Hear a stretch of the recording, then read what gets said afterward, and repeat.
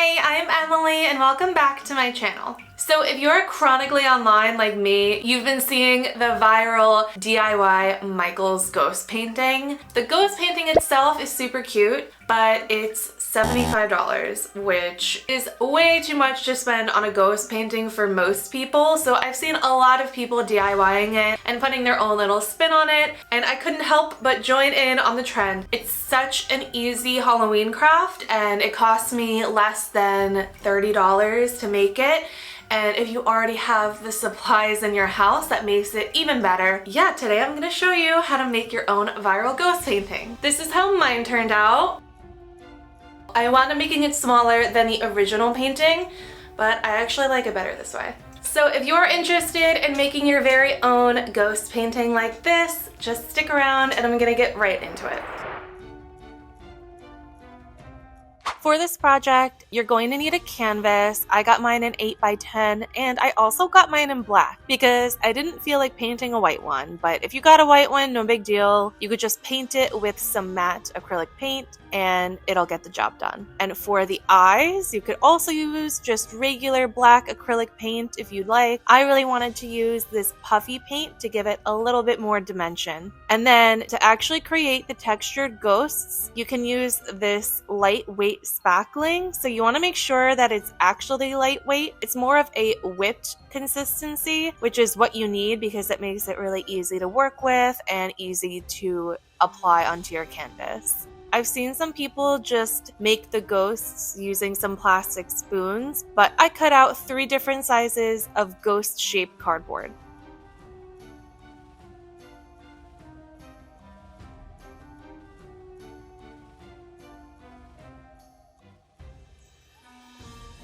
Now that I opened the container, you could see that the consistency almost looks like icing. It's very light and very, very easy to work with. And I have no idea what my technique is here. I'm really pretty much just winging it. I started off by just gathering a decent glob of this plaster onto one of my ghost pieces. And I started on the left side and just pressed down and then dragged it. So that way the plaster sticks out around the sides and the top of the ghost, but then thins out as I went down.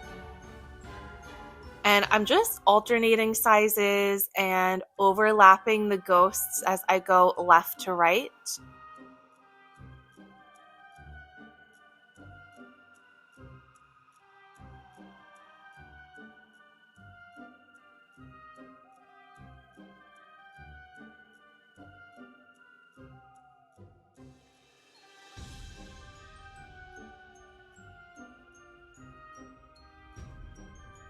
Here I did try to go out of order, so I didn't want to go like one by one, and that actually didn't really work. I wound up having to just move the plaster around and fix it to make sure that the outlines of the ghosts were more prominent.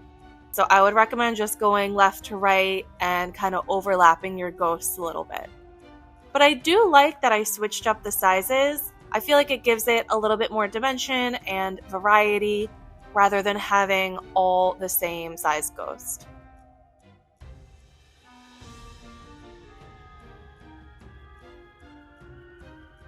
I did stay away from placing the ghosts too far off to the side because I wanted them to all just like fit in between, and I do like having the gaps of the black canvas peeking through, but that's just my personal preference.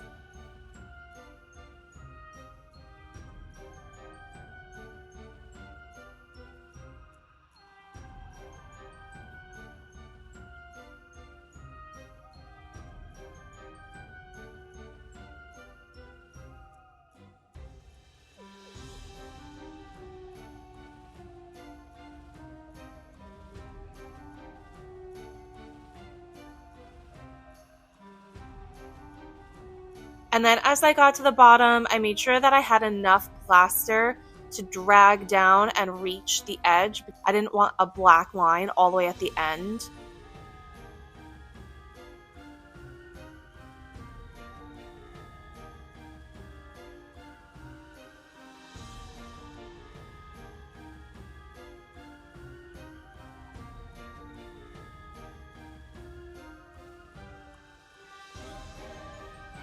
and I didn't quite make it all the way to the end. I took a little bit of plaster and covered up that black line at the edge and then blended it together with the ghosts.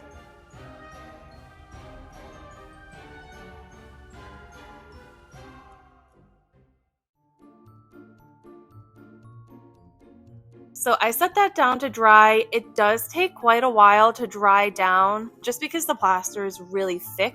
So I let it dry for probably about an hour until I could touch it, and then I applied the eyes.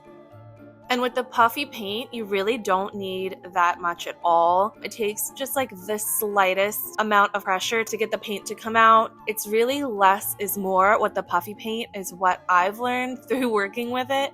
You could always go back and retouch it if you need to because it does take a while to dry. Because just like the plaster, since it is a thicker paint, it's going to take longer to dry.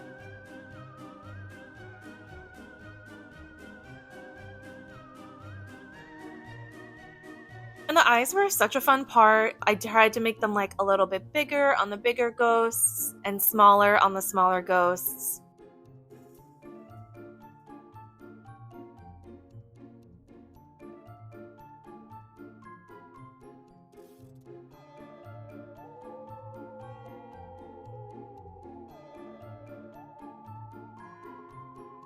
Once everything was done, I let it dry. I would say it took like 4 hours for it to actually dry down completely. And once it dries down all the way, it's great because you can touch it and the plaster will not come off on your fingers. But yeah, this is how mine turned out. It would be really cute if you made like a mini one, or you could add little decorations or hats to your ghosts to put your own spin on it. I'm so excited for fall now. This was just a really fun Halloween craft.